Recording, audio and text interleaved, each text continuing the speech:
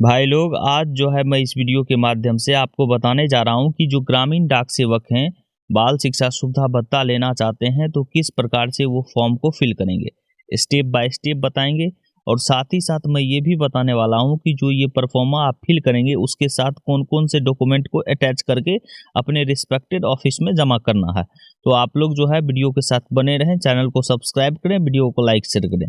देखिए, मैं जो है फॉर्म फिल करने से पहले आपको एक चीज़ कहना चाह रहा हूँ कि आपको जो है बाल शिक्षा सुविधा भत्ता को लेकर जो है आपको रूल रेगुलेशंस का पता होना बहुत ज़रूरी है। और मैं जो है इसके ऊपर जो है पहले ही वीडियो बना चुका हूँ। इस वीडियो का जो है लिंक डिस्क्रिप्शंस में मैंने दे रखा है, कमेंट सेक्शन में पिन कर रखा है। जो रूल रेगुलेशंस है, रूल रेगुलेशन बाल शिक्षा भत्ता का आप ज़रूर जानें। उसके बाद जो है आप जो है फिल करें। हम जो है अब बताने जा रहे हैं कि किस प्रकार से आपको जो है इस परफॉर्मा को फिल करना है। देखिए, ये फाइनेंशियल ईयर पे क्लेम होता है, claim for the financial year यहाँ पे लिख रखा है, आपको भी पता है। अब देखिए, अभी जो है होगा वो 23-24 होगा। कौन से फाइनेंशियल ईयर का होगा? 23-24 का आप क्लेम कर सकते हैं। ऊपर में आप देखिए क्या है कि नेम ऑफ एम्प्लॉय, अपना नाम लिखना है। आप एम्प्लॉय हैं तो आप अपना नाम लिखिएगा। उसके बाद एम्प्लॉय कोड लिखिएगा। कैटेगरी पोस्ट, आप कौन से पोस्ट पे हैं, जीडीएस बीपीएम पे हैं कि जीडीएस से बीपीएम पे हैं कि डाक सेवक पे हैं। उसके बाद ऑफिस, कौन से ऑफिस में आप वर्क कर रहे हैं वो लिखना है। आवासीय 5 नंबर आप यहाँ पे देख सकते हैं, आवासीय एड्रेस आपको लिखना है।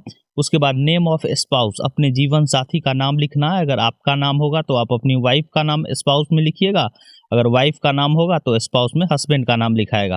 पूरी तरह समझ गए। अब देखिए 7 नंबर, अगर आपका जीवन साथी जो है कोई स्टेट गवर्नमेंट या सेंट्रल गवर्नमेंट या प्राइवेट सेक्टर में जो है जॉब करते हैं तो यहाँ पे लिखिएगा, जो है पूरी तरह से डिटेल्स देना है 7 नंबर में। अगर आपका जीवन साथी जो है सेंट्रल, स्टेट या प्राइवेट सेक्टर में जॉब कर रहे हैं तो पूरी तरह से यहाँ पे डिटेल्स दीजिएगा। 8 नंबर जो है designations office and employ code number of spouse if spouse is employed in the department of post, अगर डिपार्टमेंट ऑफ पोस्ट के अंतर्गत जो है कार्यरत हैं तो यहाँ पे जो है उनका डिजाइनेशंस कौन से ऑफिस में कार्यरत हैं और एम्प्लॉय कोड को पूरी तरह से डिटेल्स देना है। अब 9 नंबर देखिए, intimate as to whether reimbursement of CEFA CEA hostel subsidy is admissible in the departments in which the spouse is working, अगर आपका जीवन साथी जहाँ भी वर्क कर रहे हैं वहाँ पे जो है इस तरह का सुविधा जो है बाल शिक्षा सुविधा भत्ता एडमिसेबल है, तो अगर वहाँ पे एडमिसेबल मिलता है या नहीं मिलता है तो यस कर देना है, अगर नहीं मिलता है तो वहाँ पे नो कर देना है।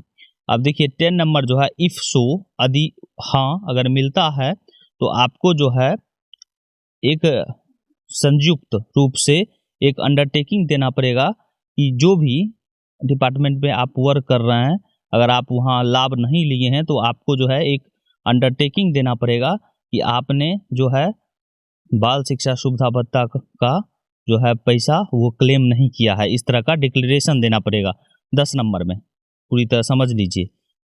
अगर जहाँ पे 9 नंबर में ये पूछ रहा है कि जहाँ पे वो वर्क कर रहे हैं कि बाल शिक्षा सुविधा भत्ता मिलता है या नहीं मिलता है, अगर वहाँ पे लिख दीजिएगा नो तो 10 नंबर में आपको अंडरटेकिंग की ज़रूरत नहीं पड़ेगी।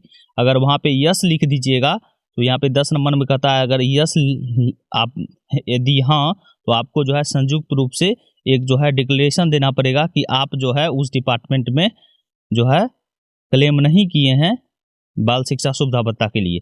अब देखिए 11 नंबर में क्या है, details of all childrens of Gramin Dak सेवक।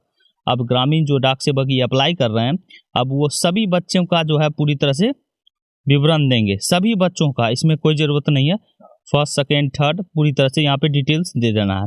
अब देखिए 12 नंबर में जिसके लिए आप बाल शिक्षा सुविधा भत्ता क्लेम करना चाहते हैं, अब उसको जो है सीक्वेंस से आपको देना है, सीक्वेंस में सीक्वेंस, ठीक है, नाम, date of birth, age, second number, third number, इसी प्रकार से आपको फिल कर देना है। अब देखिए 30 नंबर क्या है, academic year, name of school, residential schools and college in which childrens studies. अब एकेडमिक ईयर हम आपको बताए थे कि 23-24 का अभी अप्लाई होगा, क्योंकि अब जो है फाइनेंशियल ईयर आ गया है 24-25 का, तो आपको 23-24 का जो है अप्लाई करना होगा, क्योंकि जब फाइनेंशियल ईयर खत्म हो जाता है तभी ये अप्लाई किया जाता है। इसीलिए रूल रेगुलेशन आपको जानना जरूरी है। आप वो वीडियो जाके देख लें, डिस्क्रिप्शन बॉक्स में है और हमने कमेंट सेक्शन में पिन कर रखा है।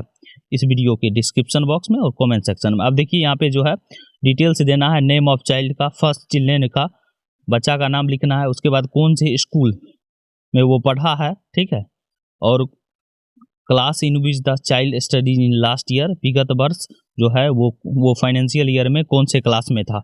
इसी तरह फर्स्ट पहला बच्चा, दूसरा, तीसरा का फिल कर देना है। अब देखिए एकेडमिक ईयर फॉर विच बाल शिक्षा सुविधा भत्ता इज अप्लाइड फॉर नाउ। अब देखिए यहाँ पे दिव्यांग कैटेगरी के लिए है, अगर दिव्यांग का जो है कैटेगरी के लिए अगर आप अप्लाई करते हैं तो इफ़ यस तो यहाँ पे indicate the nature of disability, किस प्रकार का उसका नेचर है डिसेबिलिटी का। वहाँ पे डिसेबिलिटी में भी बहुत सारे टाइप रहते हैं, तो उस टाइप को लिखना है। उसके बाद डेट ऑफ डिसेबिलिटी सर्टिफिकेट कब इशू हुआ है उसका लिखना है, कितना % डिसेबिलिटी है, दिव्यांगता है, वो लिखना है। अब देखिए bonafide certificate from the head of school institutions in attach. अब देखिए हम आपको बताने वाले हैं। अब देखिए यहाँ पे सेटिस्फाइड है, कुछ टर्म एंड कंडीशंस है कि आप जो है वहाँ पे फी पेमेंट किए हैं। इसी प्रकार से है कि हस्बैंड वाइफ जो है दोनों, अगर आप सेंट्रल गवर्नमेंट या स्टेट गवर्नमेंट में नहीं या प्राइवेट सेक्टर में नहीं है तो उस तरह का डिक्लेरेशन दे देना है, यहाँ पे साइन कर देना है, बस। ये सिर्फ अंडरटेकिंग है डिक्लेरेशन का। अब देखिए यहाँ पे ये ऑफिस यूज का है और ये जो है बोनाफाइड सर्टिफिकेट जो है आपको स्कूल के हेड के द्वारा जो है इशू किया जाएगा इंस्टीट्यूशन में जहाँ भी आपका बच्चा पढ़ रहा है। यहाँ पे जो है सर्टिफाइड दैट आपके बच्चे का नाम, रोल नंबर, एडमिशन नंबर, आपके सन ऑफ, श्रीमती, आपका जो है नाम होना चाहिए, is bonafide student of this school and studies in, जो भी क्लास में पिछले वर्ष वो पढ़ा है उस क्लास का नाम ड्यूरिंग द फाइनेंशियल ईयर 23-24, ठीक है, एज पर schools record his date of birth. और this is further to certify that एवं name children child study in this school in the previous academic year. Academic year वही होगा, पूरी तरह समझ गए आप, 23-24 होगा। और यहाँ पे जो है वो कौन से जो स्कूल है या इंस्टीट्यूशन है वो कहाँ से रिकॉग्नाइज्ड है और उसका रिकॉग्नाइजेशन नंबर, और यहाँ पे जो है स्कूल के हेड से जो है साइन और मोहर करके दे देना है, बस इतना ही है और कुछ भी नहीं है। ये बोनाफाइड सर्टिफिकेट को लगा दीजिएगा और ये फॉर्म को पूरी तरह हम बता ही दिए किस प्रकार से फिल करना है, फिल करके अटैच कर दीजिएगा और अपने रिस्पेक्टेड ऑफिस में जाके जमा कर देना है। और आपको जो है रूल रेगुलेशन सबसे फर्स्ट नंबर जानना जरूरी है, तो आप लोग जाके डिस्क्रिप्शन बॉक्स में वो वीडियो का लिंक है, आप देख सकते हैं, या तो कमेंट सेक्शन में मैंने पिन कर रखा है, तो आप जाके वहाँ पे देख लें। Thank you.